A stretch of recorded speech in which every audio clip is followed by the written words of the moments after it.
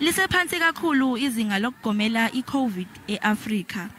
Inhlangano yezempilo emhlabeni jikelele ithi ngumuntu oyedwa omdala kwaba yisithupha kuphela ogomile eAfrika. Ukhonjwa ngenjumbane ungabazane ngesibalo esiphansi sabantu abagomayo. Uma isikhungo sokukhiqiza umgomo weAspen sivalwa, lokhu kuzobhebhethekisa lezi zinkinga. It appears as if most of the vaccine that people's actually been taking has been coming from Europe. However, long term, I truthfully believe that the continent needs to be able to manufacture its own pharmaceuticals and vaccine. iAfrika iyona ezolahlekelwa kakhulu uma ikhono lokukhiqiza imithi yokugoma lilahleka. Kuzoshiya izwekazi lingakwazi ukuba lizivikele uma ubhubhane luba lubi kakhulu.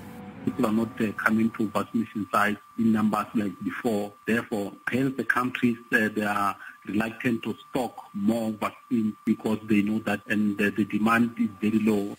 iAspen itshale imali engu-3 billion ukusungula lesi sikhungo.